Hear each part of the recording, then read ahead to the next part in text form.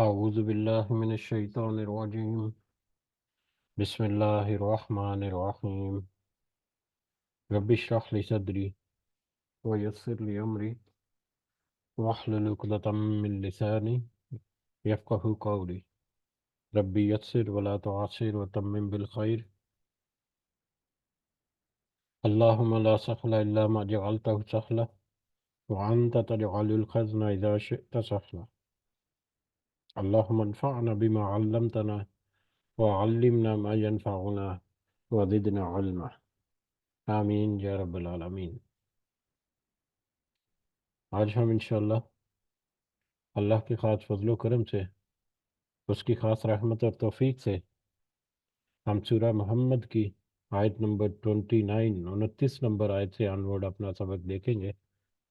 اور کچھ آیات کو سمجھنے کی کوشش کریں گے۔ سب سے پہلے ہم اسی کے حمد اور اسی کا شکر اور اسی کی تعریف کرتے ہیں جس نے ہمیں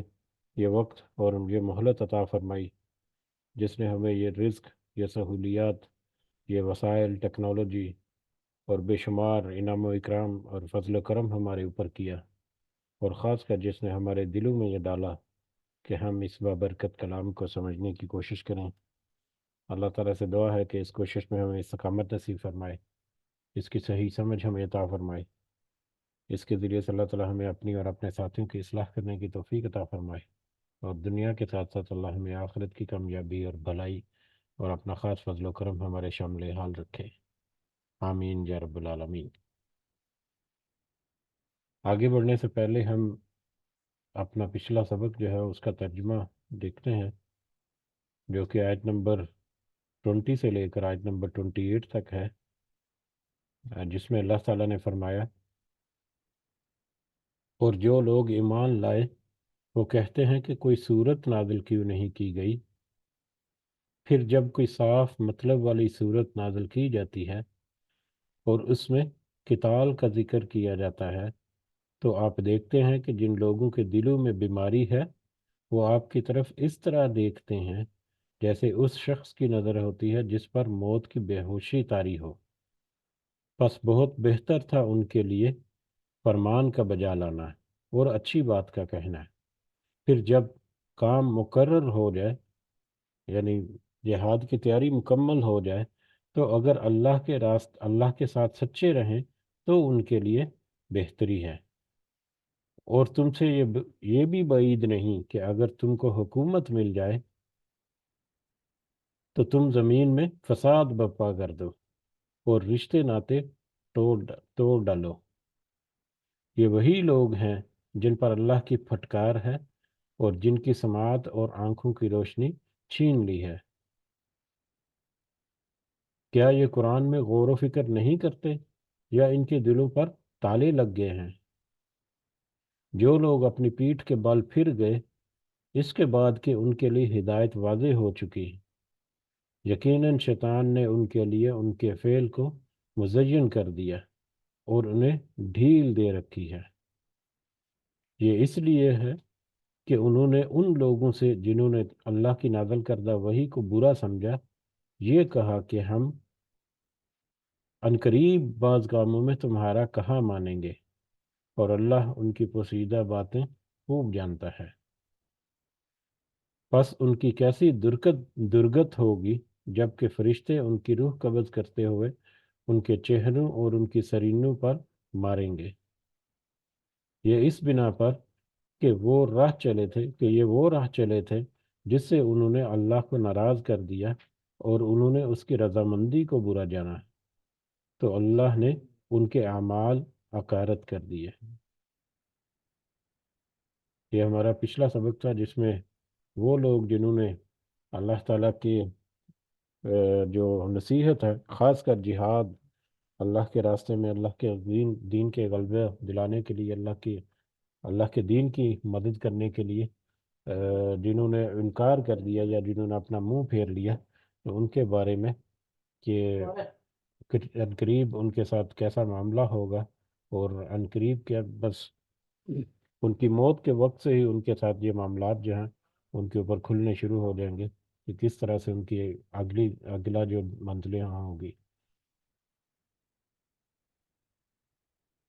آج کے سبق کی طرف بڑھتے ہیں، آیت نمبر 29 سے آنورڈ۔ اعوذ باللہ من الشیطان الرجیم۔ ام حسب الذین، کیا گمان کر لیا ہے ان لوگوں نے، فی قلوبہم مرض، ان کے دلوں میں بیماری ہے۔ وہ لوگ جن کے دلوں میں بیماری ہے، کیا انہوں نے یہ گمان کر لیا ہے یا یہ سوچ بیٹھے ہیں، یہ امید لگائے بیٹھے ہیں؟ دلوں میں بیماری والے کون سے لوگ ہیں؟ منافق لوگ ہیں، جنہوں نے منافقت کی یا منافقت کے ساتھ جو مسلمانوں میں رہ رہے ہیں۔ کیا انہوں نے یہ امید یا یہ گمان کر لیا ہے، ان لن یخرج اللہ، کہ ہرگز نہیں اللہ ظاہر کرے گا،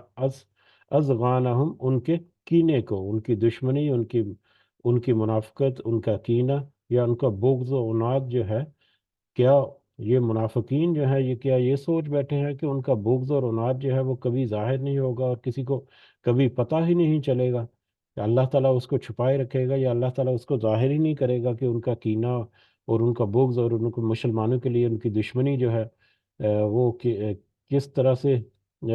مطلب چلی آ رہی ہے یا چلا رہے ہیں وہ؟ وَلَوْ نَشَاءُ، اور اگر ہم چاہتے، اللہ تعالیٰ کہہ رہا ہے کہ اگر ہم چاہتے، لَأَرَيْنَاكَهُمْ، تو ہم ضرور دکھا دیتے ان سب کو، ہم ضرور ان منافقوں کو دکھا دیتے۔ فَلَا فَلَا عَرَّفَهُمْ فَلَا عَرَّفْتُمْ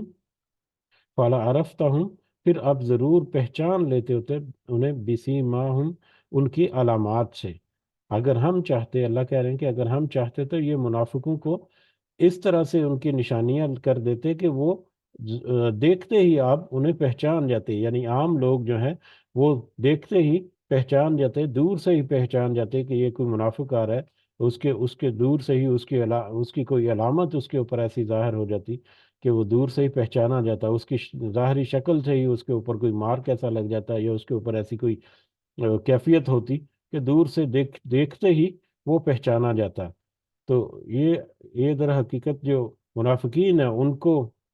ان کی اس بات پر کہ اگر وہ اپنی منافقت جو ہے وہ چھپائے بیٹھے ہیں اور ان کے خلاف، مسلمانوں کے خلاف کچھ اقدامات کر رہے ہیں، اور یہ سوچ بیٹھے ہیں کہ مسلمانوں کے خلاف اقدامات کرنے سے ان کا کچھ پتہ ہی نہیں چلے گا یا کوئی ان کو بگاڑ نہیں سکے گا، یا وہ اسی طرح سے کامیابی سے اس طرح کرتے رہیں گے، تو اللہ تعالیٰ کہتے ہیں کیا انہوں نے یہ گمان کر لیا ہے کہ اللہ ان کی پہچان کو ظاہر نہیں کرے گا دوسروں کے اوپر؟ یا اگر اللہ چاہے تو اللہ کی قدرت میں ہے کہ وہ انہیں اس طرح کی کنڈیشن میں لے آئے، اس طرح کی اس کے اوپر نشانیاں ظاہر کر دے، ان کی حالت اس طرح سے، ظاہری حالت ان کی اس طرح سے کر دے کہ دور سے دیکھتے ہی لوگ جو ہیں وہ پہچان لیں کہ ہاں یہ منافق ہے، یہ مطلب مسلمانوں میں بس بید بدل کر آیا ہوا ہے۔ تو بلکہ مطلب اللہ تعالیٰ کی یہ سنت نہیں۔ ہاں، اس سے یہ دوسری بات یہ بھی ہمیں سامنے آتی ہے کہ اللہ تعالیٰ کی یہ سنت نہیں کہ وہ کسی فرد کا یا لوگوں کو ان کے جو اعمال ہیں ان کی شناخت جو ہے وہ ان کے چہرے سے یا ان کی ظاہری کیفیت سے کر دے۔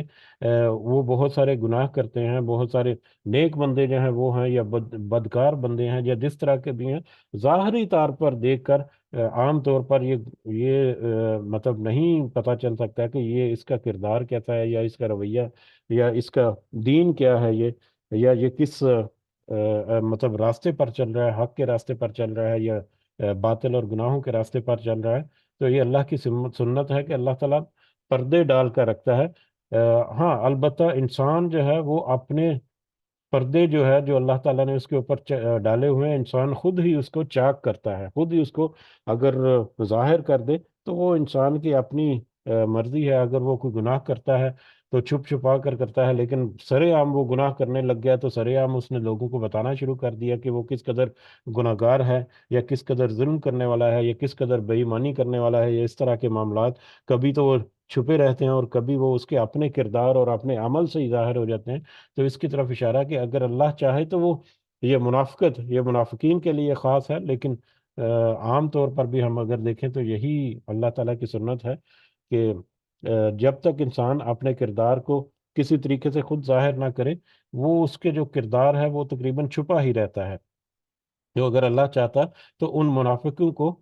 کوئی نشانی ان کی ایسی کر دیتا کہ وہ دیکھتے ساری پہچان دیتے۔ ہاں، البتہ ان کا اپنا رویہ، ان کا اپنا کردار، جیسا کہ ابھی ذکر کیا، وہی باعث بن جائے گا جیسا کہ آگے آتا ہے وَلَتَعْرِفَنَّهُمْ، اور بلا شبہ آپ ضرور پہچان لیں گے انہیں۔ اللہ تو ان کے اس منافقت پر پردہ ڈالے رکھے ہے، کیونکہ یہ اللہ کی سنت ہے، گناہوں کو پردہ ڈالتا ہے۔ ہاں البتہ آپ ضرور پہچان لیں گے انہیں، آپ یعنی نبی کریم صلی اللہ علیہ وسلم یا مسلمان لوگ جو ہیں، آپ انہیں پہچان لیں گے فی لحن القولی، انداز گفتگو میں، ان کے انداز گفتگو سے آپ عنقریب ان کو خود ہی جان لیں گے یا پہچان لیں گے۔ اب انسان کا کردار، اس کا عمل یا اس کی جو نیچر ہے، اس کی فطرت جو ہے، اس کا جو رویے ہیں، وہ جیسے ہی وہ زبان کھولتا ہے وہ سامنے آنا شروع ہو جاتے ہیں۔ یعنی سب انسان کی شخصیت،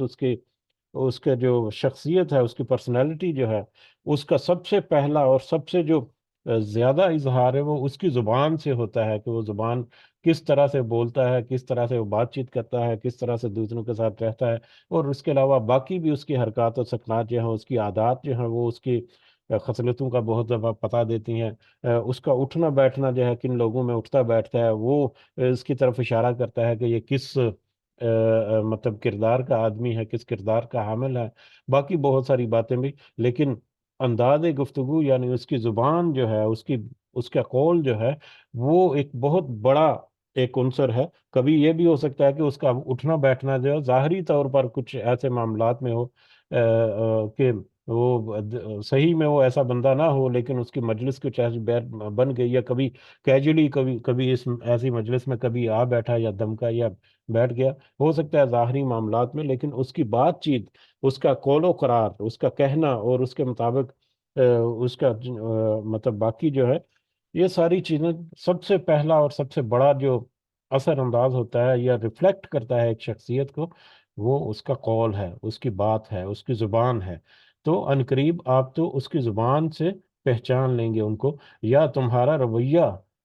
اور خاص کر تمہارا زبان، تمہاری بول چال اور تمہارا باتیں کرنا جو ہے، وہی تمہاری پہچان کرا دے گا۔ اللہ تعالیٰ تو تمہارے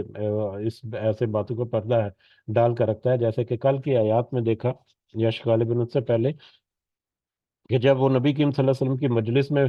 بیٹھتے ہیں تو وہاں پر بس انسنی انسنی کرتے ہیں، لیکن بعد میں وہ دوسروں سے پوچھ رہے ہوتے ہیں، ایمان والوں سے، کہ کیا کہا نبی کریم صلی اللہ علیہ وسلم نے، ہمیں تو سمجھ نہیں آئی، یا اس طرح کے رویے جو رکھنے والے، یا خاص کر اب آگے آیات آئیں گی کہ جہاد کا میٹر میں جب بلکہ آیت نمبر 20 میں بھی آیا ہے کہ جب ان کے اوپر واضح آیات ظاہر کر دی جاتی ہیں اور قتال کا واضح طور پر دو ٹوک حکم دیا گیا، تو ان کی کیفیت ایسی ہو جاتی ہے جیسے کہ ابھی اس کے اوپر موت کی غشی جو ہے وہ طاری ہو گئی ہے۔ تو ان کے ظاہری کردار، تمہارے ظاہری کردار سے تو تم خود ہی پہچانے جاؤ گے، یا لوگ انہیں ان کے ظاہری کردار اور خاص کر ان کی قول جو ہے، انداز گفتگو جو ہے، ان سے پہچان لیں گے۔ واللہ یعلم، اور اگر کوئی پہچان نہ بھی سکے، اگر کسی نے کوئی پردہ پوشی کی ہے ایسی، یا کسی کے پردہ ایسے پڑا ہوا ہے کہ کسی کو پتہ نہیں بھی چلا سارے کردار کا، یا اپنے پورے کردار میں سے کچھ حصے کا، اس منافقت کے، تو پھر اس کو ذہن میں ضرور رکھنا چاہیے کہ واللہ یعلم اعمالکم، اللہ جو ہے وہ جانتا ہے تمہارے اعمال کو۔ اللہ تعالیٰ تمہارے اعمال کو، چاہے وہ ظاہری ہیں چاہے وہ چھپے ہوئے ہیں، اللہ تعالیٰ ان کو خوب اچھی طرح سے جانتا ہے۔ تم اللہ تعالیٰ سے کوئی پردہ نہیں ڈال سکتے، رکھ سکتے۔ وَلَنَبْلُوَنَّكُمْ، اور بلا شبہ ہم ضرور آزمائیں گے تمہیں، یہ مسلمانوں کا گروہ جو ہے، جس میں مسلمان بھی ہے اور منافق بھی ہیں۔ وَلَنَبْلُوَنَّكُمْ، البتہ ہم ضرور آزمائیں گے تمہیں، حتیٰ نہ علامہ، یہاں تک کہ ہم جان لیں۔ نہ علامہ جان لے، اب اللہ تعالیٰ تو جانتا ہے ہر چیز کو، اس کے لیے تو کوئی غیب کی بات نہیں ہے۔ تو جاننے کے بارے میں یا علم کے بارے میں ہم نے پہلے ایک دو دفعہ تذکرہ کیا کہ کسی کے پاس کوئی علم ہے، کسی کے پاس کوئی معلومات ہیں، کسی کے پاس کوئی نالج ہے، تو دوسرے کسی فرد کو یا دوسرے کسی شخص کو اس وقت تک نہیں پتا چلے گا کہ یہ شخص کچھ جانتا ہے، جب تک وہ اپنے علم کو ظاہر نہ کر دے، اپنے علم کو بیان نہ کر دے، یا اپنے جو بھی اس کے پاس معلومات ہیں ان کو دوسروں تک پہنچائے نہ، یا ان کے سامنے ذکر نہ کرے، تب تک اس کا علم جو ہے وہ چھپا ہوا ہے، اور تب تک وہ علم جو ہے انسانوں کی اعتبار سے وہ بے فائدہ ہے، بے سود ہے، کیونکہ علم کو جتنا پھیلائیں گے اتنا ہی وہ نفع بخش ہوتا رہتا ہے، اور اس کے اپنے لیے بھی اور دوسروں کے لیے بھی اللہ کی بابت جو ہے وہ تو یہی ہے کہ اس کو ہر علم کا احاطہ ہے، اور اس میں سے بہت ساری چیزوں کو وہ ظاہر بھی کر دیتا ہے۔ اور یہاں پر جو ہے اسی لیے اکثر ترجمہ جو ہے وہ اس کا یہاں تک اسی طرح سے کیا گیا ہے کہ بلا زباں ہم ضرور آزمائیں گے تمہیں، یہاں تک کہ ہم ظاہر کر دیں، یہاں تک کہ اللہ کے پاس جو علم ہے وہ اپنے علم کو دوسروں کو بھی بتا دے، جس کو جس قدر جتنا چاہے، المجاہدین، کہ جہاد کرنے والوں کو، کہ تم میں سے جہاد کرنے والا کون ہے، منکم تم میں سے، والصابرین، اور صبر کرنے والا کون ہے، ونبلو، اور ہم جانچ لیں گے یا ہم آزما لیں گے، اخبارکم، تمہارے حالات کو، تمہارے معاملات کو ہم آزما بھی لیں گے یا جانچ بھی لیں گے۔ تو یہ تمہارا، یہ بلا شبہ ہم ضرور تمہیں آزما لیں گے جہاد، کہ تم میں سے جہاد کرنے والے کون ہیں، صبر کرنے والے کون ہیں، اور ثابت قدم رہنے والے کون ہیں۔ یہ سارے کے سارے ہم آزما لیں گے اور ان کو ظاہر کر لیں گے، ان کو دوسروں کو بھی بتا دیں گے۔ یعنی یہاں پر مسلمانوں کے گروہ میں جو صحیح معنوں میں مومنین ہیں اور منافقین ہیں، ان دونوں کو ہم علیحدہ علیحدہ کر دیں گے، جیسے جیسے یہ تحریک جو ہے، جیسے جیسے یہ جنگ جو ہے، یہ تحریک جو ہے یہ آگے بڑھے گی، ویسے ویسے کچھ اور آزمائشیں آئیں گی، کچھ اور سختیاں آئیں گی، کچھ اور معاملات میں مشقتیں آئیں گی۔ تو جو تو صحیح معنوں میں مسلمان ہے وہ ان مشقتوں کو مطلب قبول کریں گے اور اس راستے پر ڈٹے رہیں گے، لیکن جو منافقین ہیں، جو کمزور ایمان والے لوگ ہیں، وہ تھوڑے سے کمزوری دکھائیں گے، خاص کر منافقین جو ہیں وہ اس سے پیٹھ پیچیں گے، پیٹھ پھیریں گے، بہانے ہیلے تلاش کریں گے، اس میں شامل نہیں ہوں گے، مال خرچ نہیں کریں گے، اپنی جان جو ہے وہ اس طرح سے نہیں حاضر کریں گے اللہ کے راستے میں۔ تو بہت سارے ایسے سٹیجز یا جو بہت سارے ایسے مواقع آئیں گے کہ جہاں پر منافقین اور مسلمان جو مومنین ہیں ان میں فرق جو ہے وہ واضح تر ہوتا چلا جائے گا۔ یہ ایک دوسری بات ہے کہ وہی جو پچھلی آیات میں ہم نے دیکھا کہ منافقین کیا یہ سمجھ بیٹھے ہیں کہ ان کی شناخت کو اللہ تعالیٰ کبھی ظاہر ہی نہیں کرے گا، جبکہ ان کی شناخت تو ان کے قول سے ہی ظاہر ہو جائے گی۔ اور دوسرا اس کے بعد اس کا دوسرا پہلو بھی اس آیت سے یہ بھی نکلتا ہے کہ وہ جیسے جیسے آگے مطلب چلتا جائے گا معاملہ، ویسے ویسے ان کی شناخت جو ہے وہ اور زیادہ کھل کر سامنے آتی جائے گی، اور اسی طرح سے جو صحیح مومن جو ہیں ان کی وہ آزمائش بار پورے اترتے جائیں گے، صبر کرنے والے ہوں گے اور اپنے حالات کے مطابق ڈٹ کر رہنے والے ہوں گے، تو وہ جو ہیں وہ بھی نکھر کر سامنے آتے جائیں گے، اور وہ اپنے ایمان میں، اپنے صبر میں، اپنی استقامت میں مضبوط تر ہوتے چلے جائیں گے۔ ان الذین کفروا، بے شک وہ لوگ جن سب نے کفر کیا، وصدوا عن سبیل اللہ، اور انہوں نے روکا اللہ کی راہ سے۔ صدو کا مطلب ہے خود بھی روکے، خود اپنے آپ کو بھی روکنا اور دوسروں کو بھی روکنا۔ تو جنہوں نے خود اپنے آپ کو بھی روکے رکھا اور دوسروں کو بھی روکا، عن سبیل اللہ، اللہ کے راستے سے، وہ کافر لوگ جنہوں نے جو خود بھی اللہ کے راستے سے رکے رہے اور دوسروں کو بھی اللہ کے راستے سے روکتے رہے، وشاق الرسول، اور انہوں نے مخالفت کی رسول کی، من بعد ما تبین لہم، اس کے بعد کہ واضح ہو گئی ان کے لیے، الہدا، ہدایت، اس کے بعد کہ ان کے اوپر ہدایت واضح ہو چکی تھی، ہدایت، اللہ کی ہدایت واضح ہونے کے بعد بھی وہ کافر لوگ جنہوں نے خود کو اور دوسروں کو اللہ کے راستے سے روکے رکھا اور انہوں نے رسول صلی اللہ علیہ وسلم کی مخالفت کی، ان کے بارے میں ہے لن یضر اللہ شیئا، ہرگز نہیں وہ بگاڑ سکیں گے اللہ کا کچھ بھی۔ اللہ کی مخالفت کر کے، اللہ کے رسول کی مخالفت کر کے، دوسروں کو اس کے راستے سے روک کے، یا دوسروں خود بھی اس کے راستے سے روک کے رکھنے سے، یہ وہ اللہ کا کچھ نہیں بگاڑ سکیں گے، اللہ کے مقابلے میں ان کی حیثیت جو ہے وہ کچھ بھی نہیں ہے۔ ہاں البتہ وَسَيُحْبِطُ، وہ عنقریب ضرور ضائع کر دے گا، اعمالہم، ان کے اعمال، ان کے اعمال کو، ہاں البتہ اللہ جو ہے وہ ان کے اعمال کو ضرور ضائع کر دے گا۔ وہ تو اللہ کو کچھ نہیں بگاڑ سکیں گے، لیکن اللہ تعالیٰ جب ان سے پوچھے گا تو پھر ان کی پکڑ اتنی سخت ہوگی کہ وہ مطلب ساری ساری اپنی ابدی زندگی جو ہے وہ جہنم میں ہی گزارنی پڑے گی ان کو۔ تو یہ جو آیت ہے یہ خاص کر مطلب ویسے تو پچھلی آیات کے ساتھ ملا کر رکھا جائے تو منافقین بھی اس کے اوپر آتے ہیں، لیکن یہاں پر کافروں کا یہاں پر خاص کر ذکر ہے۔ منافق بھی جو انکار کرنے والے ہیں وہ بھی سارے اس میں شامل ہیں، لیکن خاص کر کافر، اور کافر جو ہیں وہ بھی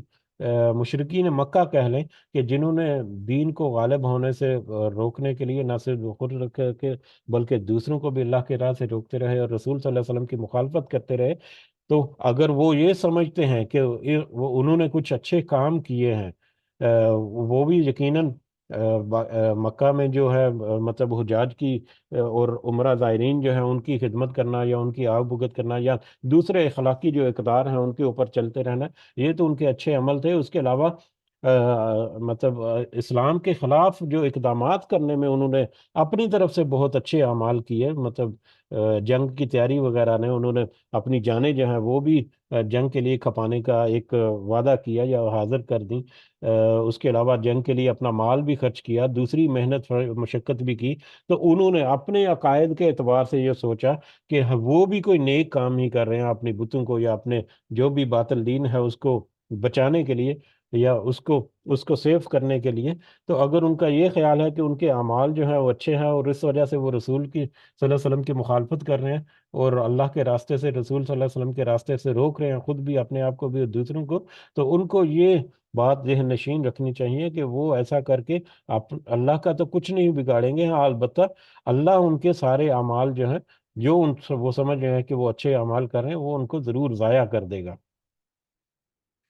یا ایھا الذین آمنو، اے وہ لوگ جو ایمان لائے ہیں، اے ایمان والو، اطیعوا اللہ و اطیعوا الرسول، اطاعت کرو اللہ کی اور اطاعت کرو رسول کی صلی اللہ علیہ وسلم۔ اے ایمان والو، دیکھو تمہارے سامنے منافقین کا رویہ جو ہے وہ بھی بالکل کھول کر اللہ تعالیٰ واضح آیات کی شکل میں بہت واضح الفاظ میں، سادہ سادہ سے الفاظ میں تمہیں بیان کر رہے ہیں۔ کافر مشرک لوگ جو ہیں دوسرے، جو تمہارے سامنے کھڑوں میں صفوں میں کھڑا ہوا دشمن جو ہے اس کی بھی تمہیں اللہ تعالیٰ بہت اچھی طرح سے پہچان کرا رہا ہے، اس کے رویوں کی بھی پہچان کرا رہا ہے اور ان کی آخرت جو ہے اس کے بارے میں بھی تمہیں وہ خبریں دے رہا ہے۔ تو جب یہ ساری خبریں تمہارے پاس آپ پہنچ چکی ہیں اللہ کے کلام کی شکل میں، قرآن کی شکل میں، یا نبی کریم صلی اللہ علیہ وسلم کے سنت جو ہے حدیث اور سنت کی شکل میں، تو تم اس پر تمہیں چاہیے کہ تم اللہ کی اطاعت کرو اور اس کے رسول صلی اللہ علیہ وسلم جو ہے اس کی پوری کی پوری اطاعت کرو۔ ولا تبتلوا، اور مت تم باطل کرو اعمالکم، اپنے اعمال کو، اور دیکھو اپنے اعمال کو باطل مت کر دینا، ضائع مت کر دینا۔ جس طرح سے منافقین جو ہیں ان کے پاس نصیحت پہنچ چکی لیکن وہ پھر بھی منافقت کر رہے ہیں، مشرقین جو ہے ان کے اوپر توحید جو ہے وہ بہت واضح طور پر ان کے سامنے آ چکا، ان کے پاس کوئی دلائل بھی نہیں ہے اپنا جو شرک ہے اس کو بچانے کے لیے، اپنے باطل خداؤں کو مطلب ثابت کرنے کے لیے کوئی دلیل بھی نہیں ہے، اس کے باوجود وہ بس ہٹ درمی پر اترے ہوئے ہیں۔ تو ان ساری باتوں سے تم سمجھو اور اپنے معاملات کو درست رکھو اور دیکھ رہو اللہ اور اس کے رسول صلی اللہ علیہ وسلم کی اطاعت کرنے کے ساتھ ساتھ کوئی ایسا عقیدہ یا کوئی ایسا عمل نہ کر بیٹھنا کہ تم اپنے اعمال کو ضائع کر بیٹھو۔ تو یہ جو مومنین ہیں ان کی توجہ یا ان کو نصیحت دے دی گئی، یا یہ ہے کہ آگے آنے والے جو سٹیجز ہیں وہ اور زیادہ کٹھن اور زیادہ صبر آزما ہے، تو ان کے دین کو یا ان کی جو روحانی جو ان کی طاقت ہے اس کو مزید مضبوط کرنے کے لیے اللہ تعالیٰ کہہ رہے ہیں کہ اللہ اور اس کے رسول کی اطاعت کو نہیں چھوڑنا، اور اعمال کے اوپر بھی، نیک اعمال کے اوپر بھی ڈٹے رہنا ہے کہ کہیں تم اپنے اعمال کو ضائع نہ کر بیٹھو۔ ان الذین کفروا، بے شک وہ لوگ جن سب نے کفر کیا، وصدوا عن سبیل اللہ، اور روکا انہوں نے یا خود بھی اللہ کے راستے سے رکے رہے، ثم ماتوا، اور پھر وہ مر گئے، وہم کفار، اس حال میں کہ وہ کافر تھے۔ وہ لوگ جنہوں نے انکار کیا، اس کا ترجمہ ہم انکار کیا سے کرتے ہیں تاکہ ہم اپنے گریبانوں میں بھی جھنکے یہ آیت کو پڑھتے ہوئے کہ وہ لوگ جنہوں نے انکار کیا اللہ کے حکم سے یا نبی کریم صلی اللہ علیہ وسلم کی اطاعت کرنے سے اور خود کو بھی اور دوسروں کو بھی اللہ کے راستے سے روکے رکھا، اللہ کے راستے میں روڑے اٹکائے، خود بھی دور رہے اللہ کے راستے سے اور دوسروں کو بھی اللہ کے راستے سے دور در رکھا، تو ایسے لوگوں کو ذرا غور و فکر کرنا چاہیے کہ اگر وہ اپنے اسی انکار کی حالت میں ہی مر گئے، اگر ان کو موت آ گئی اس حالت میں کہ وہ انکار ہی پر مطلب قائم تھے، وَلَن يَغْفِرَ اللَّهُ لَهُمْ، تو ہرگز اللہ نہیں بخشے گا ان کو، اللہ تو ان کی بخشش کبھی بھی نہیں کرے گا۔ اس میں گو کے بہت سارے پہلو نظر آتے ہیں ہمیں، لیکن مختصر انداز میں اگر دیکھیں تو پچھلی آیت کو یا پچھلے آیات کو کنٹینیو کرتے ہوئے وہ لوگ جنہوں نے اللہ کے دین کا انکار کیا، اللہ کے دین کا سرے سے انکار ہی کر دیا، اور اس میں وہ لوگ بھی شامل ہو سکتے ہیں جو ظاہری طور پر تو ایمان لے آئے، لیکن ایمان لانے کے باوجود اللہ کی اور اس کے رسول صلی اللہ علیہ وسلم کی اطاعت جو ہے اس کا انکار کیا، اس سے انہوں نے روگردانی کی۔ تو ایسے سارے لوگ جو ہیں، اور پھر وہ اللہ کے راستے سے روکتے بھی رہے، منافقین جو ہیں وہ بھی طرح طرح کے ہیلے بہانے کرتے تھے یا اس طرح کے معاملات کرتے تھے جس سے دوسرے مسلمان جو ہیں ان میں کچھ کنفیوژن کریٹ ہو، یا وہ بھی ان کے پیچھے لگ کر تھوڑا سا بیک آؤٹ کریں۔ بہت سارے مواقع آگے جب آئیں گے تو ذکر ہوگا، غزوہ احد کا خاص کر ہم دیکھتے ہیں، بڑی تفصیل سے ہم نے دیکھا تھا کہ کس طرح سے منافقین نہ صرف خود رکے رہے بلکہ دوسروں کو بھی انہوں نے پوری کوشش کی، اور جب احد کے میدان کی طرف نکلنا تھا تو اس میں سے اکثریت جو منافقین تھی وہ وہیں پر رکے رہے۔ تو یہ سارے معاملے نہ صرف وہ خود روکتے ہیں بلکہ دوسروں کو بھی اللہ کے راستے سے روکتے ہیں۔ تو اگر وہ ان کو جو مہلت ملی ہوئی ہے ان کی زندگی تک کی، اس کے اندر اندر ابھی تک ان کے پاس وقت ہے کہ وہ توبہ کر لیں اللہ تعالیٰ سے، اللہ تعالیٰ کے حضور پیش ہو جائیں اور اپنی توبہ جو ہے وہ اللہ تعالیٰ کو پیش کریں، اور پھر پکا ارادہ کر لیں کہ وہ آئندہ سے ایسا نہیں کریں گے، تو یقیناً اللہ تعالیٰ ان کو بخش دے گا، اور ان کے پچھلے گناہوں کو بھی معاف کر دے گا، اور آگے آنے والے معاملات بھی درست کر دے گا۔ لیکن اگر انہوں نے ایسا نہیں کیا اور اپنی مہلت کو ضائع کر دیا، اور اسی حالت میں ان کو موت آ گئی کہ وہ اسی روش پر برقرار تھے، تو پھر تو اللہ تعالیٰ ان کو نہیں بخشے گا، پھر تو اللہ تعالیٰ ان کو سزا جو ہے وہ ضرور دے گا۔ اور یہ اللہ تعالیٰ کا قول ہے، اور اللہ تعالیٰ کا قول جو ہے وہ سچا ہے، اور اس میں کوئی کسی قسم کا شک نہیں کہ اللہ تعالیٰ اپنے قول سے پھرے گا۔ اللہ تعالیٰ کا یہ قول جو ہے در حقیقت اللہ تعالیٰ کا وعدہ ہے، اور اللہ تعالیٰ اپنے وعدے میں پکا ہے، جو کہ کر کے رہے گا، اور ایسا ہی ہو کر رہے گا۔ اگر اسی آیت کو ہم ان اگلی اور پچھلی آیات سے مطلب نکال کر اوپن آیت کے طور پر ہم پڑھیں، تو ہم اپنے گریبانوں میں اگر جان کے کہ ہم بہت سارے ایسے کام جو ہیں وہ سرزد ہو سکتے ہیں جس میں نہ صرف خود رکنا اللہ تعالیٰ کے راستے سے بلکہ دوسروں کو بھی اللہ کے راستے سے روکنا۔ اور خاص کر آج کل جو ہے وہ سچویشن اور زیادہ سینسٹیو ہو گئی ہے ایسے سارے معاملات میں، جبکہ سوشل میڈیا کا دور ہے، جبکہ اس طرح کے معاملات میں کوئی اس طرح کی مطلب گروپس وغیرہ بنے ہوئے ہیں، اس میں کئی دفعہ ایسا کچھ لوگ تو ایسے ہیں جو پسند ہی نازیبا قسم کی گفتگو کو اور نازیبا قسم کے جو کچھ کلپس وغیرہ ہیں ان کو کرتے ہیں، اور ان کو پھر آگے پھیلاتے رہتے ہیں، اور وہ لوگ جو تھوڑی احتیاط برتنے کی کوشش کرتے ہیں ان تک بھی وہ پہنچ جاتی ہیں، اور احتیاط برتنے والے جو ہیں وہ بھی ان کو پھر اوپن کرتے ہیں یا دیکھتے ہیں، یا وہ بھی اس کی طرف کبھی راغب ہو جاتے ہیں، کبھی مائل ہو جاتے ہیں، اور وہ بھی اگر فارورڈ کرتے ہیں تو اس طرح خاص کر آج کل کے کنٹیکٹ کے اعتبار سے دیکھا جائے تو یہ بہت ایک سینسٹیو ایشو ہے کہ چھوٹے چھوٹے سے معاملات میں ظاہری طور پر ایسے ہے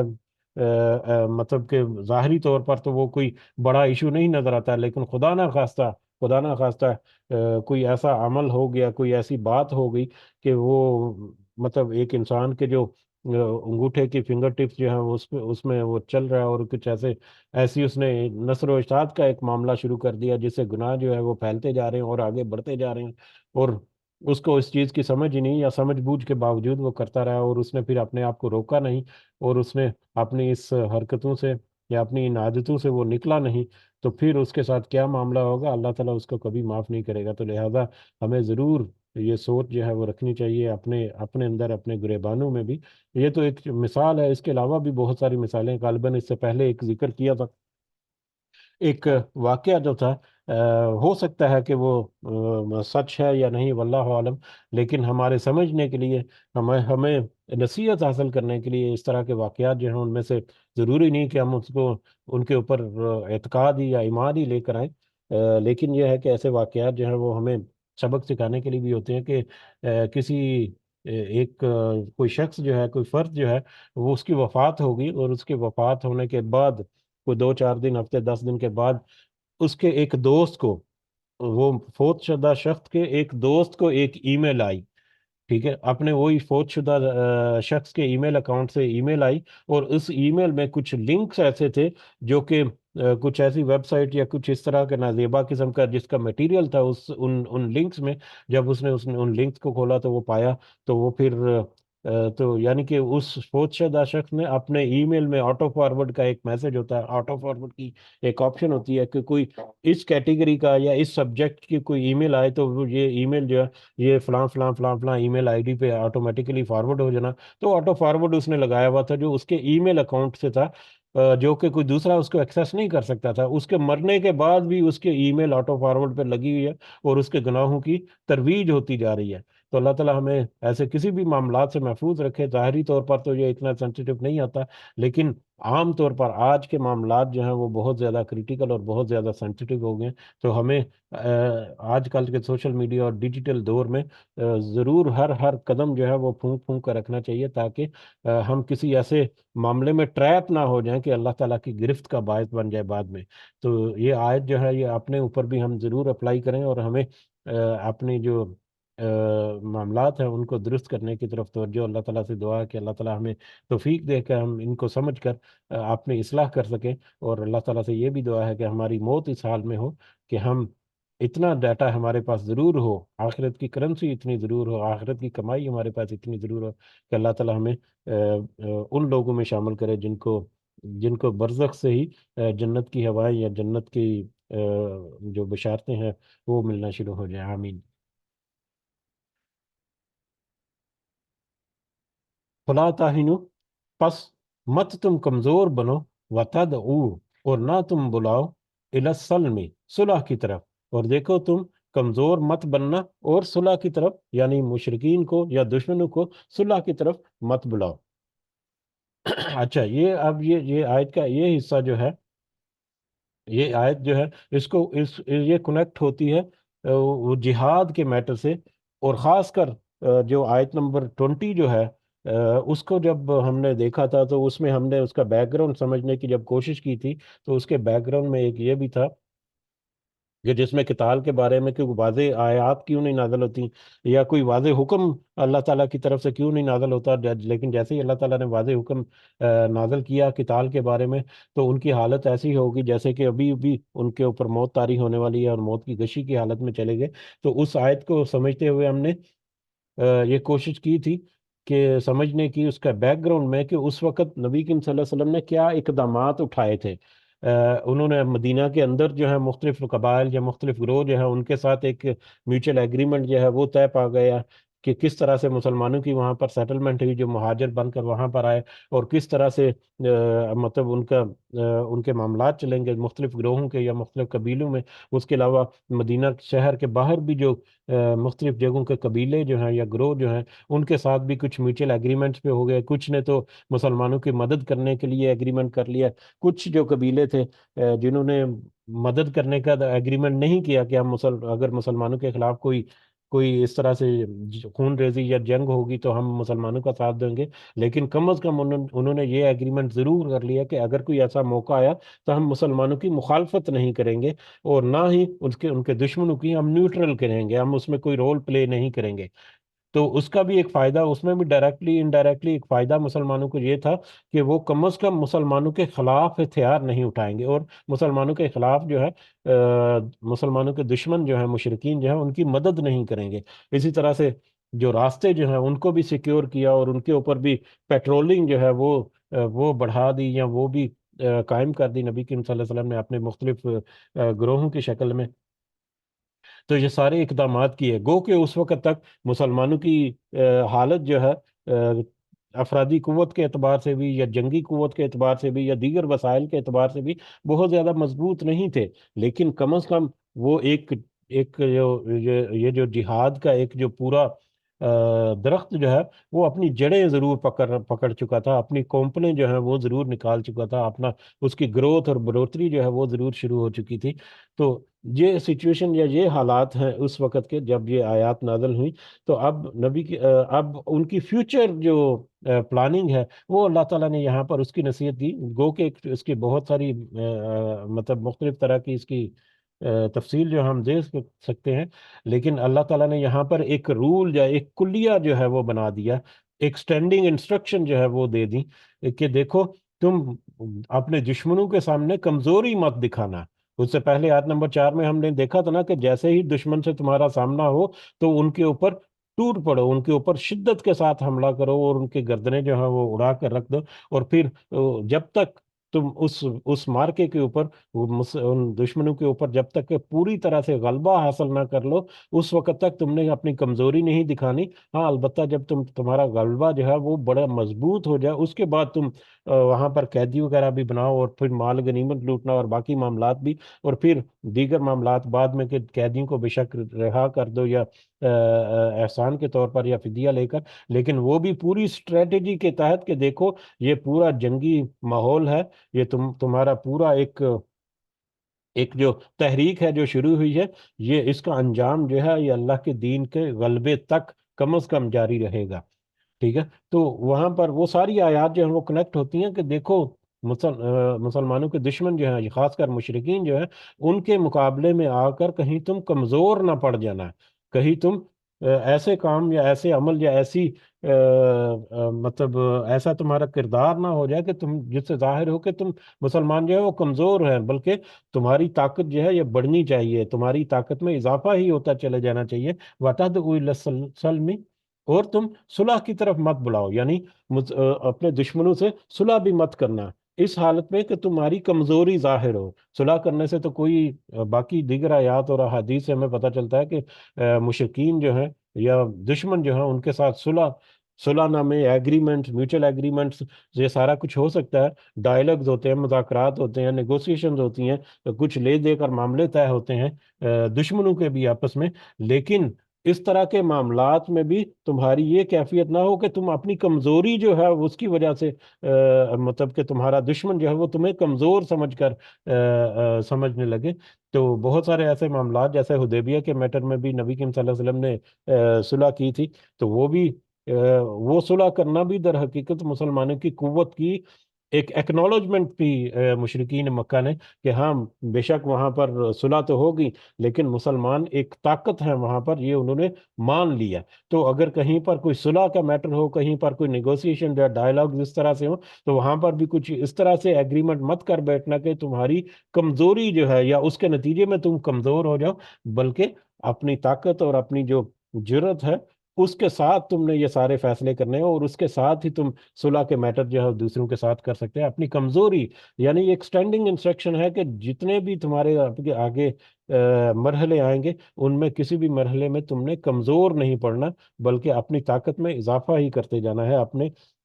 جو عزم ہے اس میں اور زیادہ مضبوط ہوتے چلا جانا ہے۔ تو تم کمزور مت بنو اور صلح کی طرف مت بلاؤ اس حال میں کہ تم کمزوری دکھاؤ اپنی، یا اپنی کمزوری دکھانے کے معاملات جو ہیں ان میں مت پڑو۔ وَأَنْتُمْ، اور دیکھو تو اگر تم یہ رویہ اپنا رکھو گے، اگر تم اللہ کی یہ انسٹرکشن جو ہے اس کو فالو کرو گے اور اپنے قدم جو ہے وہ مضبوط رکھو گے، اپنی طاقت جو ہے اس کو اور مضبوط کرتے جاؤ گے، تو پھر تمہیں مطلب اللہ تعالیٰ یہ بشارت دیتا ہے وَأَنْتُمُ الْأَعْلَوْنَ، کہ تم ہی بلند ہو، کہ اللہ تعالیٰ تمہیں بلندی عطا فرمائے گا، تمہیں غلبہ عطا فرمائے گا، تم ہی غالب ہوگے آخر کار۔ واللہ معکم، ہاں کچھ آزمائشیں جو ہیں وہ بار بار جو آیات سے ہمیں پتہ چلتا ہے آزمائشیں وغیرہ آئیں گی، لیکن الٹیمیٹلی اللہ تعالیٰ تمہیں غلبہ جو ہے وہ ضرور نصیب کرے گا، عطا فرمائے گا۔ واللہ معکم، اور دیکھو کہ اللہ بھی تمہارے ساتھ، اور اللہ تمہارے ساتھ ہے۔ وَلَن یترکم، اور نہیں ہرگز وہ کم کرے گا اعمالکم، تمہارے اعمال کو۔ اللہ تمہارے ساتھ ہے اور تمہارے اعمال کو کم نہیں کرے گا، یا تمہارے اعمال کو ضائع نہیں کرے گا، یا تمہاری کوشش اور محنت جو ہے اس کا وہ پورے کا پورا اجر دے گا، اس میں کسی قسم کی کوئی کمی نہیں کرے گا۔ اللہ کے ہاں اجر کی کمی نہیں ہے، جو جتنی تم کوشش کرتے رہو گے اللہ تعالیٰ اس کا برابر بلکہ اس سے بھی زیادہ اجر جو ہے جو تمہیں ضرور دے گا۔ تو لہذا یعنی کہ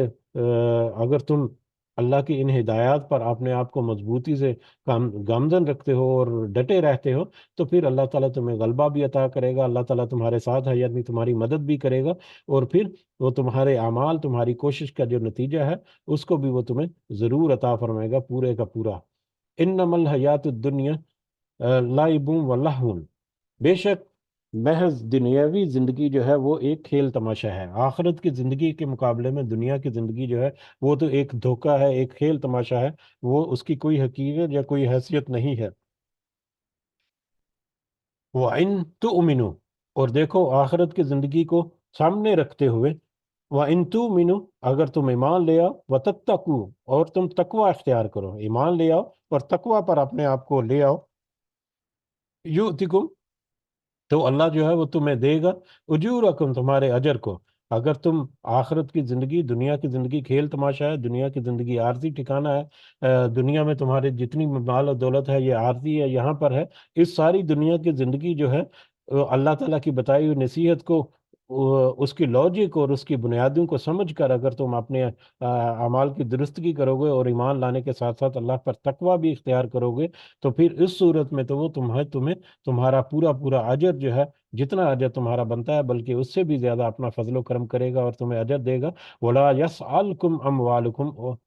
ٹھیک ہے، آپ پچھلی آیت کا یہ حصہ جو ہے یہ یہیں پر مکمل ہوتا ہے کہ وہ تمہارے اجروں کو ضائع نہیں کرے گا، بلکہ تمہاری ایمان اور تمہارے تقوی کے نتیجے میں تمہارا جو حق بنتا ہے، تمہارا جو بدلہ جو بنتا ہے وہ ضرور تمہیں عطا کرے گا۔ ولا یسألکم اموالکم، اور وہ نہیں مانگے گا تم سے تمہارا مال، اللہ تعالیٰ تم سے تمہارا مال نہیں مانگے گا، یا مال نہیں مانگے گا، اگلی آیت کے کنٹیکسٹ میں اگر اس کو دیکھیں تو اللہ تعالیٰ تم سے جو مالوں میں سے خرچ کرنے کا کہتا ہے، وہ تمہارا سارے کا سارا مال خرچ کرنے کے لیے اللہ تعالیٰ نہیں کہتا، بلکہ تمہارے سارے مال میں سے کچھ حصہ جو ہے اس نے فرض کر دیا ہے، جیسے کہ 2.5%، 2.5% جو ہے سالانہ، وہ بھی سال کا، سال بعد اپنی اینول سیونگ کا یا اپنے اینول جو ایسٹس ہمارے پاس سیو ہیں اس کا 2.5% جو ہے وہ، تو اللہ تعالیٰ تمہارے سارے کے سارے مال جو ہے وہ خرچ کرنے کا، اللہ تعالیٰ تو اپنے لیے بھی نہیں مانگتا، یہ بھی آگے ہمیں مزید کلیریفیکیشن ہو جائے گی، تو اللہ تعالیٰ تمہیں جو مال خرچ کرنے کا کہتا ہے وہ سارے کا سارا مال خرچ کرنے کا نہیں کہتا، بلکہ تمہارے مال سے ایک قلیل، ایک بالکل تھوڑا سا حصہ جو ہے وہ تو اس نے فرض کر دیا، اس کے بعد تمہیں اختیار دے دیا کہ تم جتنا چاہو اللہ کے راستے میں خرچ کرو، تو وہ تو تم سے تمہارا مال نہیں مانگے گا، یعنی تمہارا سارے کا سارا مال وہ خرچ کرنے کے لیے اللہ تعالیٰ نہیں کہتا، اس کے کچھ حصے کی ضرور وہ ہدایت کرتا ہے، نصیحت کرتا ہے۔ ان یس الکموہا، اگر وہ مطالبہ کرے، آپ دیکھو اگر اللہ تعالیٰ انسان کی ایک نیچر جو ہے وہ یہاں پر ذکر کر رہا ہے کہ اگر اللہ تعالیٰ تم سے تمہارا سارا مال مانگ لے تو تمہاری کیا، تم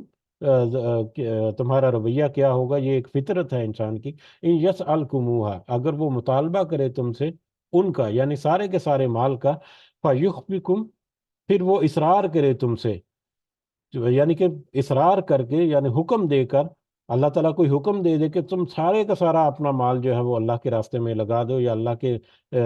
راستے میں پیش کر دو، تو اس صورت میں تمہاری کیا حالت ہو گی؟ تب خالو، تم بخیلی کرو گے، اس صورت میں تو تم بخیل ہو جاؤ گے، وہ یخرجو اضغانکم، اور اس طرح سے اللہ تعالیٰ تمہارے کینے کو ظاہر کر دے گا یا تمہارے بغض کو ظاہر کر دے گا۔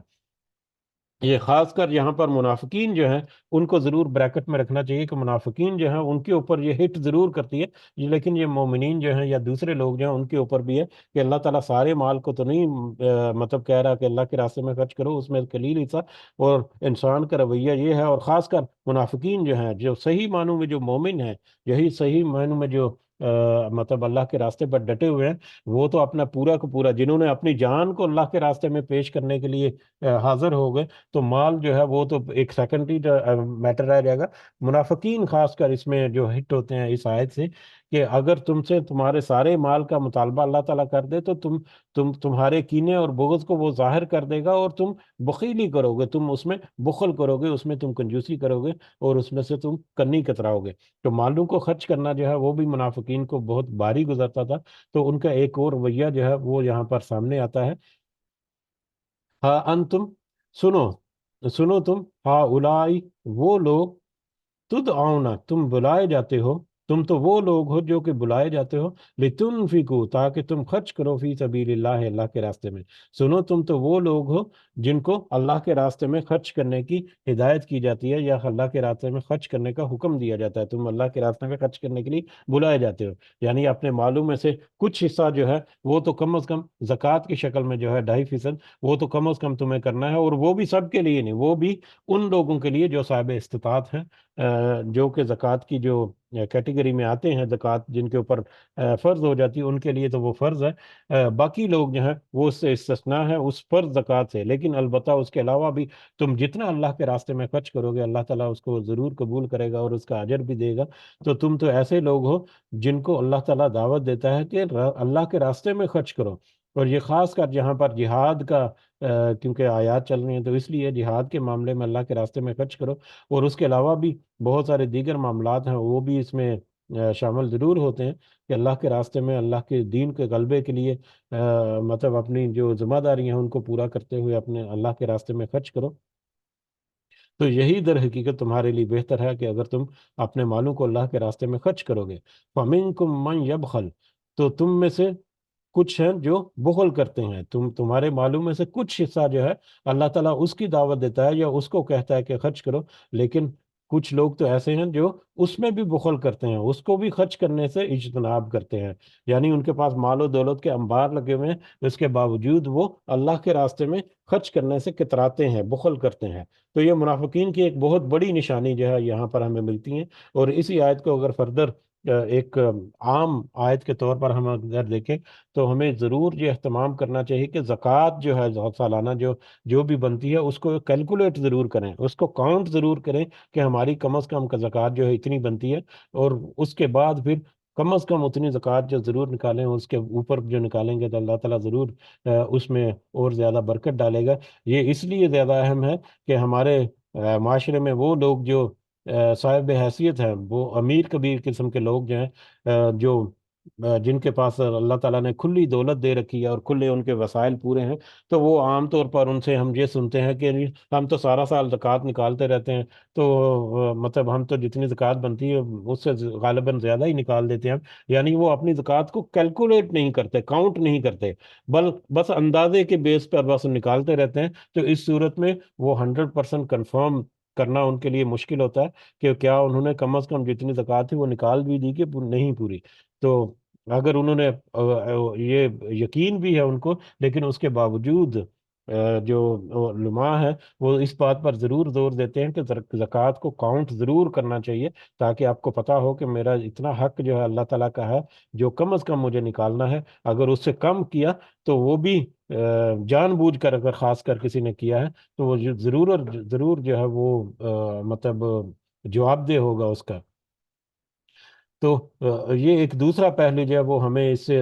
اس کی طرف اشارہ ضرور ملتا ہے کہ جو کم از کم ہے وہ تو نکالو، لیکن کچھ لوگ ایسے ہیں جو اس میں بھی بخل کرتے ہیں، اس میں بھی، اور دیکھیں وہ کچھ لوگ جو ہیں وہ جان بوجھ کر بھی ایسا بخل کرتے ہیں، جان بوجھ کر بھی ایسا ان کا رویہ ہوتا ہے کہ بس ہم نے دے رہے ہیں، بس ہم اپنی یعنی کہ تسلی دینے کے لیے اپنے نفس کو، لیکن در حقیقت اندر اندر سے اگر وہ ان کی نیت اچھی نہیں ہے تو اندر اندر سے ان کی بھی پریشانی لاحق ہوگی اگر وہ اپنے گریبان میں جھانکے تو۔ وَمَن يَبْخَلْ اور یہ اس لیے بھی ہے کہ ہم کئی ایک دو دفعہ ذکر ہوا کہ پیسے کو ہم جب کاؤنٹ کرتے ہیں تو ہمیں اس کا اندازہ نہیں ہوتا، جب پیسے کا ہم کئی دفعہ ذکر کرتے ہیں لیکن ہمیں اس کا اندازہ نہیں ہوتا کہ پیسہ اصل میں حقیقت میں وہ کتنی بڑی اماؤنٹ ہے۔ 1 ارب کے بارے میں ہم نے ایک دو دفعہ تذکرہ کیا کہ صرف 1 ارب جو ہے اس کو اگر 1 لاکھ روپیہ روزانہ کے حساب سے خرچ کریں تو 27 ساڑھے 27 سال تک جو بندہ جو ہے وہ خرچ کرتا رہتا ہے، اور 1 ارب میں سے اگر کسی کو زکوٰۃ نکالنی ہے تو وہ کتنی 2.5 کروڑ تو کم از کم بنے گی، 2.5 کروڑ تو کم از کم بنے گی اگر 1 لاکھ سے 1 ارب سیونگ سے ہے، اور 2.5 کروڑ جو ہے وہ بھی چھوٹی اماؤنٹ نہیں ہوتی، اور اگر کوئی 2.5 کروڑ اپنے حساب سے نکالے گا تو اس کے دل کو بھی ہاتھ پڑے گا اگر وہ کمزور ایمان والا بندہ ہے تو لہٰذا اس لیے یہ بہت ضروری ہے، خاص کر ان لوگوں کے لیے جن کو اللہ تعالیٰ نے کھلا دے رکھا ہے کہ وہ کاؤنٹ ہی نہیں کر سکتے اپنی دولتوں کو جمع کرتے ہوئے، اور اس طرح سے جنہوں نے دولت جمع کی ہے اللہ تعالیٰ ہمیں اس سے بھی محفوظ رکھے، اور ان کو بھی اللہ تعالیٰ ہدایت اور نصیحت دے کہ وہ اپنی دولت کو یا اپنی جو بھی ان کے پاس وسائل ہے ان کو ایک تو یہ ہے کہ ان میں اللہ تعالیٰ ان کو خالص کرنے کی توفیق دے کہ وہ اپنی دولت کو حلال اور جائز کریں، اور دوسرا پھر وہ زکوٰۃ کے ذریعے سے اس کو پاک کریں۔ اللہ تعالیٰ اس کی بھی توفیق دے ہمیں بھی سب کو، اور خاص کر ان لوگوں کو بھی، آمین۔ وَمَن يَبْخَلْ، اور دیکھو جو بخل کرتا ہے، فَإِنَّمَا يَبْخَلُ عَن نَفْسِهِ، وہ در حقیقت وہ اپنے نفس سے بخل کرتا ہے۔ جس نے دنیا میں اپنے مال کو خرچ کرنے میں بخل کیا، در حقیقت اس نے آخرت میں اس کا اچھا بدلہ لینے سے انکار کیا، اس کے ماتے میں بخل کیا۔ تو جو دنیا میں خرچ کرنے سے بخل کرتا ہے، در حقیقت وہ اپنے نفس پر، اپنے جان پر وہ بخل کرتا ہے، اپنے آئندہ جو ابدی زندگی میں جو اس کو اجر ملنے والا ہے، اس دنیا کی زندگی میں خرچ کرنے کے نتیجے میں اس پر وہ کمپرومائز کر دیتا ہے، اس کو وہ کھو دیتا ہے۔ واللہ الغنی، اور دیکھو اللہ تو غنی ہے، اللہ جو ہے اس کو ضرورت نہیں ہے تمہارے مال کی۔ اللہ کے راستے میں اگر تم مال خرچ کرتے ہو تو در حقیقت وہ تو ڈائریکٹلی اور انڈائریکٹلی اپنے ہی فائدے کے لیے، اپنے ہی بھلے کے لیے کرتے ہو۔ تمہارے اپنے لوگ جو ہیں وہ اس سے خوشحال ہوں گے، تمہاری اپنی سیفٹی اور سیکیورٹی جو ہے وہ ہوگی، تمہارے اپنے معاشرے میں امن و امان جو ہے وہ اس سے آئے گا، اور بہت ساری اور بھی باتیں۔ تو اللہ کے راستے میں خرچ کیا مال جو ہے وہ دنیا میں ہی خرچ ہوتا ہے، دنیا میں انسانوں کے اوپر ہی خرچ ہوتا ہے، ڈائریکٹلی انڈائریکٹلی تمہارے اوپر ہی خرچ ہو رہا ہے وہ۔ تو اللہ کو اس مال کی ضرورت نہیں ہے، در حقیقت اللہ جو حکم کرتا ہے وہ تو دنیا کے لیے۔ تو اور دوسرے نمبر پہ آزمائش ہے جس کو خرچ کرنے کا حکم دیتا ہے۔ تو اللہ تو تمہارے مال سے بے پرواہ ہے، غنی ہے، اس کو تمہارے مال کی ضرورت نہیں ہے۔ وَأَنْتُمْ فُقَرَاءُ، جبکہ تم محتاج ہو، وَأَنْتُمْ فُقَرَاءُ، تم محتاج ہو۔ حقیقت یہ ہے کہ در حقیقت تم محتاج ہو کہ اللہ تعالیٰ کی طرف سے جو مال ہے وہ تمہارے اوپر خرچ کیا جائے۔ تو اللہ تو اس تمہارے مال سے غنی اور بے پرواہ ہے، ہاں البتہ تم اللہ تعالیٰ کے فضل و کرم کے محتاج ہو کہ اللہ تعالیٰ تمہارے اوپر فضل و کرم کرے اور تمہیں مال عطا کرے۔ تو لہذا اللہ کی طرف سے جو عطا کردہ مال جو ہے اس میں سے تم خرچ کرو گے تو یہ تمہارے اوپر لاجب ہے۔ اگر اس میں بخل کرو گے تو دیکھا تم اپنی آخرت کے معاملے میں بھی بخل کر رہے ہو۔ تو اللہ تعالیٰ تو بے غنی ہے، بے پرواہ ہے، جبکہ تم جو ہے محتاج ہو، ہر معاملے میں اللہ تعالیٰ کے اوپر ڈیپینڈ کرنے والے ہو۔ وَإِن تَتَوَلَّوْا، اور اگر تم سب پھر جاؤ، اگر تم اللہ کے راستے میں مال خرچ کرنے سے پھر جاؤ یا پیچھے ہٹ جاؤ، یستبدل، تو اللہ تعالیٰ بدل لائے گا قومن، دوسری قوم کو۔ اللہ تعالیٰ تمہاری قوم کے بدلے میں ایک دوسری قوم کو، غیرکم، تمہارے سوا، تمہارے بدلے میں اللہ تعالیٰ تمہاری قوم، دوسری قوم کو لے آئے گا۔ اللہ تعالیٰ اس چیز کے اوپر پوری طرح سے قادر ہے کہ اگر تم اللہ کے احکامات سے پھر جاؤ، یا خاص کر اس کے راستے میں جہاد کرنے سے پھر جاؤ جس کے بارے میں بار بار ذکر آیا، یا اللہ کے راستے میں خرچ کرنے سے تم پھر جاؤ جیسا کہ پچھلی آیات میں ذکر آیا، تو پھر اللہ اس چیز پر قادر ہے، قدرت رکھتا ہے کہ وہ تمہیں ایک کسی دوسری قوم سے بدل دے، یعنی تمہیں مطلب نیست و نابود کر دے جیسے کہ پچھلی قومیں ہوئی، یا تمہیں دنیا سے ویسے ہی تمہارا نام و نشانی مٹا دے، تمہیں بے نام کر دے، تمہیں بے وقت کر دے، اور تمہیں تتر بتر کر کر ادھر ادھر پھیلا کر تمہاری قومی حیثیت جو ہے اس کو بدل کر تمہیں گمنامی کی زندگی میں بھیج دے۔ کسی بھی طرح سے اللہ تعالیٰ تمہیں یہاں سے معدوم کر سکتا ہے، یہاں سے لا تعلق کر سکتا ہے، یہاں سے مطلب بالکل ہٹا سکتا ہے، اور اس کے بدلے میں دوسری کوئی قوم لے آ سکتا ہے، اور وہ دوسری قوم کون سی ہوگی؟ ثم لا یکون، پھر نہیں وہ سب ہوں گے، یعنی دوسری قوم جو اللہ تعالیٰ لے کر آئے گا وہ ایسی نہیں ہوگی امثالکم، تمہاری طرح، یعنی وہ تمہاری طرح بخیل نہیں ہوگی، تمہاری طرح سے اللہ کے راستے پر سے پیچھے ہٹنے والے نہیں ہوگی، تمہاری طرح سے اللہ کے راستے سے مطلب اللہ کے بتائے ہوئے احکامات کی نافرمانی کرنے والی نہیں ہوگی، بلکہ وہ قوم جو ہے وہ اللہ کے بتائے ہوئے راستے کے مطابق چلنے والی ہوگی۔ تو اللہ تعالیٰ تو اس بیس پر پوری کے پورا قادر ہے کہ وہ تمہیں ہٹا کر تمہاری جگہ پہ دوسرے لوگ لے آئے، جن سے پھر وہ اپنے کام جو ہے وہ کرائے، دین کو غلبہ وغیرہ لانے کے لیے، اور پھر ان کو وہ اجر کے مستحق ٹھہریں گے، اور وہ اجر جس کے تم اس وقت تمہارے پاس سامنے آفر ہے کہ اگر تم یہ کام کر لو تو یہ اجر اللہ تعالیٰ کا جو ہے وہ تمہارے لیے، اگر تم اس آفر کو ٹھکراتے ہو تو اللہ تعالیٰ تمہیں بھی پھر ٹھکرا کر پیچھے کرے گا، اور تمہاری جگہ پر کوئی دوسری امت، دوسرا گروہ لے آئے گا جو اس آفر کو قبول کرے گا، اور اس آفر کے مطابق پھر وہ اللہ تعالیٰ کے فائدے جو ہے وہ بھی حاصل کرے گا۔ تو اللہ تعالیٰ اس بات پر پوری طرح سے قدرت رکھتا ہے۔ تو اس طرح کی آیات جو ہیں اس سے پہلے بھی کئی دفعہ گزری ہیں کہ اللہ تعالیٰ اگر چاہے تو تمہارے بدلے میں کوئی دوسری قوم جو ہے وہ لے آئے جو کہ تمہارے مقابلے میں زیادہ پرہیزگار ہو، زیادہ اللہ تعالیٰ کے احکامات کی پاسداری کرنے والی ہو۔ تو اس بابت نبی کریم صلی اللہ علیہ وسلم سے پوچھا گیا کہ اس کا کیا مطلب اس کا کیا ہے، اس کی تفصیل کیا ہے، یا اس کے بارے میں مزید کچھ بتائیں کہ یہ کیا معاملہ ہے۔ تو پھر ایک نبی کریم صلی اللہ علیہ وسلم نے نبی کریم صلی اللہ علیہ وسلم سے جب اس بارے میں پوچھا گیا تو آپ صلی اللہ علیہ وسلم نے حضرت سلیمان فارسی کی طرف اشارہ کیا، اور حضرت سلیمان فارسی جو ہے ان کی جو واقعہ ہے یا وہ کس طرح سے پہنچے نبی کریم صلی اللہ علیہ وسلم تک، یہ بھی ایک بہت انٹرسٹنگ واقعہ ہے۔ وہ ان کے نام سے پتہ چلتا ہے سلیمان فارسی کے، وہ فارس یا پرزیہ سے یا ایران یا اس طرح کے یہ جو علاقے ہیں ان علاقوں سے ان کا تعلق تھا، اور وہاں پر آگ کی پوجا کی جاتی تھی، لوگ جو ہے وہ آگ کی پوجا کرتے تھے، اور حضرت سلیمان فارسی جو ہے ان کا گھرانہ جو ہے وہ کٹر ایک ایسا فیملی کا خاندان تھا جو آگ کے رکھوالے تھے، جو بھی وہ پجاری وجاری جو آگ کے تھے ان کی ٹاپ کلاس فیملی تھے، کٹر جس کو کہہ سکتے ہیں لوگ تھے۔ لیکن وہاں سے پھر وہ مطلب کس طرح سے چلے، کس طرح سے اللہ نے ان کے دلوں میں ڈالا، اور کس طرح سے وہ وہاں سے نکلے، اور پہلے یہودی اور عیسائیوں کے نرگے میں پہنچے، وہاں پر بھی ان کی تشفی نہیں ہوئی، اور ڈھونڈتے ڈھونڈتے چلتے چلتے وہ حق کی تلاش کرتے کرتے وہ نبی کریم صلی اللہ علیہ وسلم تک پہنچ گئے۔ تو یہ بھی ایک لمبی سٹوری ہے، کبھی ایک لمبا واقعہ ہے، کبھی موقع ملا تو میں خود بھی اس کو تھوڑا سا ریفریش کر کے تو ذکر کریں گے کبھی موقع ہوا تو، کہ اللہ تعالیٰ مطلب آپ جس دل میں ڈالے تو وہ بہت ساری منزلیں طے کر کے بھی حق تک پہنچ جاتا ہے، بشرطے کہ وہ حق کے اوپر حق کا صحیح جستجو کرنے والا ہو، اور حق تک پہنچنے کی پیاس جو ہے وہ اس تک ہو۔ تو حضرت سلیمان فارسی جو ہے ان کی مثال جو ہے بڑی بہترین ہے، اور دیکھیں کس طرح سے پھر اللہ تعالیٰ نے ان کی اس ایفرٹ کو ایکنالج بھی کیا کہ نبی کریم صلی اللہ علیہ وسلم جو ہے انہوں نے پھر حضرت سلیمان فارسی کی طرف اشارہ کیا، یا حضرت سلیمان فارسی کے کندھے پر ہاتھ رکھ کر فرمایا کہ اس سے مراد یہ قوم ہے، اس کی قوم ہے، یعنی حضرت سلیمان فارسی کی قوم ہے، کہ وہ لوگ جو ہے، وہ قوم جو ہے جو آگ کی پوجا کرتی ہے، اللہ تعالیٰ ان کو ہدایت دے اور وہ اس قدر مضبوط ہو جائے ایمان میں کہ آگ کی پوجا کو چھوڑ کر اللہ کے راستے میں ڈٹ جائیں، اور اللہ کے راستے میں اپنی زندگیاں جو ہے وہ قربان کرنے کے لیے راضی ہو جائیں۔ تو حضرت سلیمان فارسی کے کندھے پر ہاتھ رکھ کر نبی کریم صلی اللہ علیہ وسلم نے فرمایا کہ اس سے مراد اس کی قوم ہے، یعنی حضرت سلیمان فارسی کی قوم ہے۔ اور پھر نبی کریم صلی اللہ علیہ وسلم نے کہا کہ قسم ہے اس ذات کی جس کے ہاتھ میں میری جان ہے، اگر ایمان سریا ایک ستارے کا نام بھی ہے، اگر ایمان سریا ستارے کے ساتھ بھی لٹکا ہوا ہو تو اس کو فارس کے کچھ لوگ حاصل کر لیں گے۔ اگر ایمان جو ہے وہ فارس کے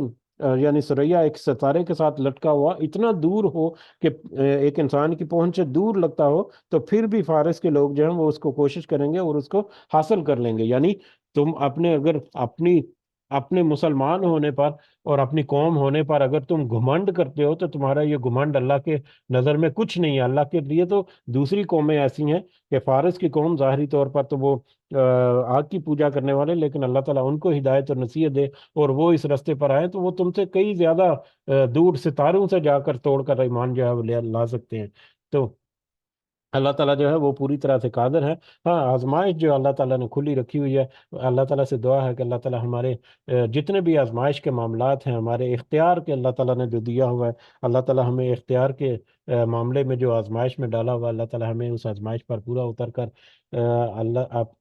مطلب اپنی اصلاح کرنے کی توفیق عطا فرمائے، اور دنیا کی زندگی میں آخرت کو سمیٹنے کی توفیق عطا فرمائے۔ آمین یا رب العالمین، وما علینا الا البلاغ المبین۔ الحمدللہ اس کے ساتھ ہی ہماری یہ سورہ مبارکہ جو ہے وہ بھی مکمل ہوگی۔ اللہ تعالیٰ سے دعا ہے کہ ہمارے سننے میں، سمجھنے میں، کہنے میں کوئی کمی بیچی ہے، کوئی اونچ نیچ ہے تو اللہ تعالیٰ ہمیں معاف فرمائے، بلکہ اس کے بدلے میں بھی اس کی صحیح سمجھ جو ہے وہ ہمارے دلوں میں اتارے اور ہمیں اپنی اصلاح کرنے کی توفیق عطا فرمائے۔ آمین یا رب العالمین، وما علینا الا البلاغ المبین۔ جی، اس نسبت سے کوئی اضافہ اگر آپ کرنا چاہیں تو آپ کر سکتے ہیں۔ جزاکم اللہ خیر کثیرہ۔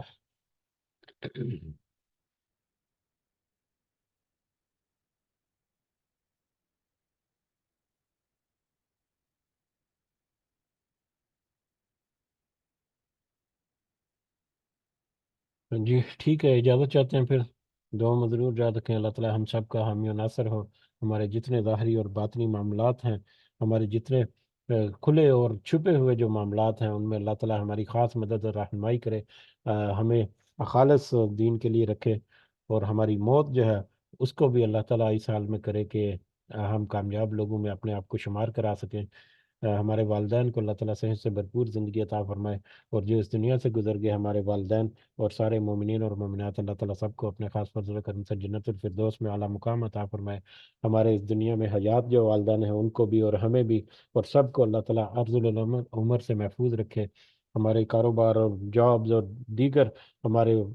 جو روزی کے رزق کے جو معاملات ہیں، مسائل ہیں، ہماری اولاد کے معاملات میں، ہمارے دیگر سارے معاملات میں اللہ تعالیٰ ہماری خاص مدد کرے اور خاص اپنی رحمت اور فضل و کرم ہمارے اوپر کرے۔ آمین یا رب العالمین۔ رب ارحمہما کما ربیانی صغیرا، رب ارحمہما کما ربیانی صغیرا، رب ارحمہما کما ربیانی صغیرا۔ ربنا آتنا فی الدنیا حسنہ وفی الآخرۃ حسنہ وقنا عذاب النار۔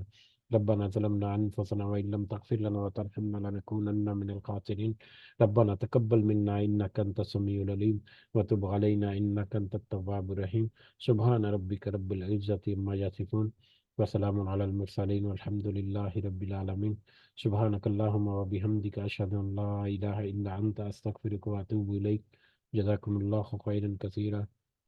السلام علیکم ورحمۃ اللہ وبرکاتہ۔